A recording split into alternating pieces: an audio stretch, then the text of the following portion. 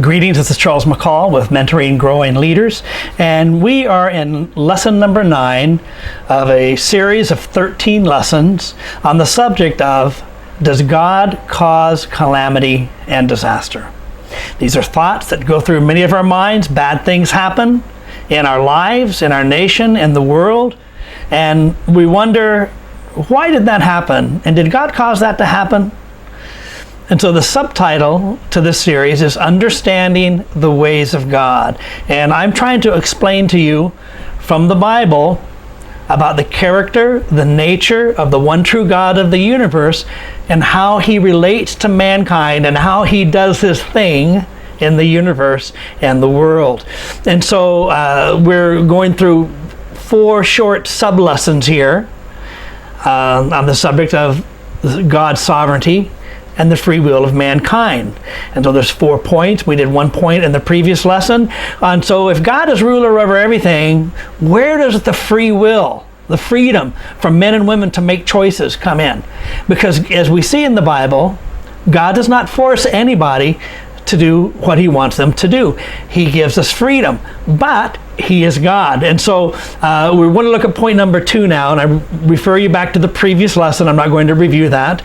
Point number 2, God allows evil, but he directs the way that it goes. Point number 1 was sometimes God does not touch it.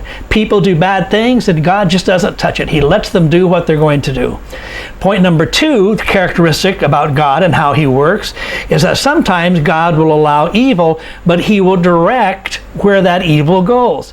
God is amazing on how to orchestrate circumstances in our lives, orchestrate circumstances in our city and in our world and the nations and the universe in order to guide them and direct those circumstances without forcing anybody to do anything and causes them to turn out for the good. This is called directive providence. God may allow evil, but he will direct its course to accomplish his ultimate purposes. He's God. He's a whole lot wiser than me and you. He has a whole lot more knowledge than me and you. And so he's able to do it. You can say, how can he do that? Well, he can. He's God. He's not me. He's not a person like you and me. He's a different kind of a person. Just like a kid, a small child will say, Daddy, Mommy, how can you do this? How can you solve this problem? How can you do all of these great things that it's such a mess right now? It's because we're adults. And an adult knows things that children don't know. The same with God. God is God, and he knows things that we don't know. So God will allow men's evil intentions to be exercised, but he will take the bad things that people do and he will direct it to fulfill his purposes. You see, God has a purpose. God has a plan. Things are not haphazardly running amok in the world, but God has a purpose and a plan, and he's been working on that purpose and plan for the past many thousands of years. Step by step, God has been then bringing this person into the world, allowing this person to rise up, and working through that individual in order to bring his purpose about for mankind. And so God has a purpose. He knows where he's going, and so it's just like if I want to go from one city to another city, and if the road is out, if there's a flood, if there's a fire, if they're repairing the road, okay, well, I know what my destination is, and there's another way that I can take it. I can go a different route and still arrive at my destination. Or I may be smart enough to be able to figure out some way to make it through that roadblock, or to make it through that problem without forcing anybody to do anything and still arrive at my destination. In Matthew chapter 26, verses 55 and 56, it says, Matthew, a disciple of Jesus, said at that time, Jesus said to the crowd, Am I leading a rebellion that you've come out with swords and clubs to capture me? Every day I sat in the temple courts teaching, and you did not arrest me. So this is the last few days before they crucified Jesus, and they came to him to take him. And they were going to take him by violence. And Jesus said, why did you come at night? Why did you come when I'm in this garden at night, in a quiet place? Every day I was outside, I was in the temple, I was in public. You could have taken me any time. Why are you waiting to do this? But this has all taken place that the writings of the prophets might be fulfilled. God knew ahead of time. God knew before what these bad people would do. He knew that they wouldn't take Jesus during the daytime. He knew that they would come at night. He knew that they would come in a quiet place. And Jesus knew it also. And so Jesus said, nevertheless, I know why this is happening, because God knew it was going to happen, and He is allowing you to do this, get me at night, take me, crucify me, but God is going to turn it out for the good in the end. The people who crucified Jesus were evil people, and each one will stand before God, and he will be punished for his or her sin. Nevertheless, God allowed these people, these evil people, to fulfill the evil of their hearts, while at the same time He was using them to accomplish His purposes. They're evil, they will be punished because of their evil, but God is able to take the result of their evil and cause it to turn out for the good, that Jesus died for our sins so that we can receive forgiveness. In the same way, people may mistreat us in many ways. God may stop some people from mistreating us, but on the other hand, He may not stop them. Whatever He chooses to do, it's important for us to stay obedient and submissive to Him, because He will take the good and the bad, and He will direct it to fulfill His purposes for our lives. This is a really important point. Sometimes people do bad things to you and me. Sometimes God allows that. Sometimes God stops them. Sometimes God doesn't stop them. But here's the point. I can tell you, because I've seen it in the Bible, I've seen it in history, I've seen it in my own life.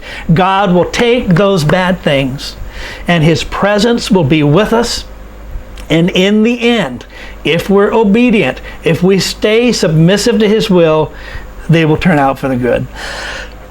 Excuse me. In 2 Corinthians chapter 12, verse 7 through 10, the great Apostle Paul says this. Apostle Paul, he wrote 2/3 of the New Testament. He was a really smart guy. He walked all over Asia, and parts of Asia, and parts of Europe. He walked, rode donkeys, I suppose, and rode on ships, and he brought the gospel of Jesus Christ to so many places.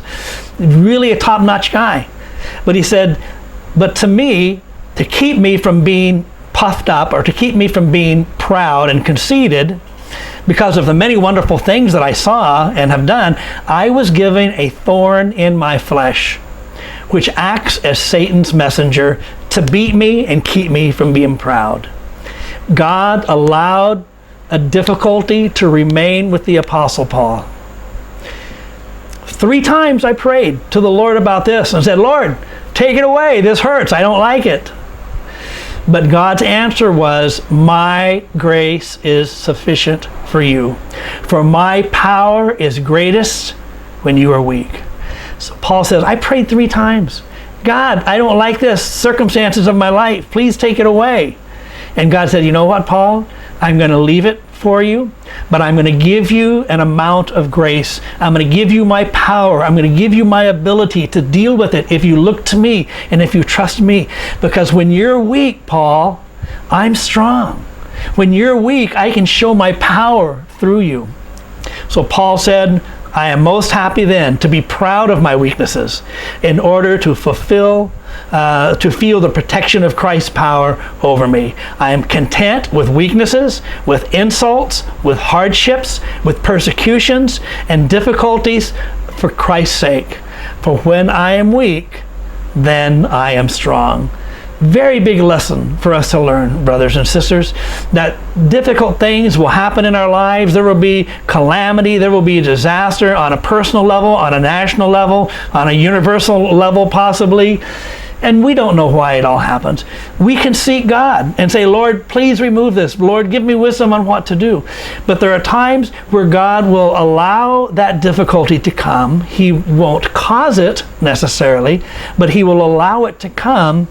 But He will give us what we need to have victory in the midst of that difficulty. You're going to see on your screen different ways to communicate with me, email, Facebook, my blog, LinkedIn. And so if you want my notes, if you want more lessons on different subjects, you want to ask questions, you can communicate with me through those means. You can put questions down below, comments down below. But the thing I want to ask of you is if you would subscribe to this channel, if you would like this video and click the bell button so that you're notified the next time I put a video up. And if this has been interesting or helpful to you, and if you think it will be interesting or helpful to others, copy the link and send it to them as well. Thank you so very much.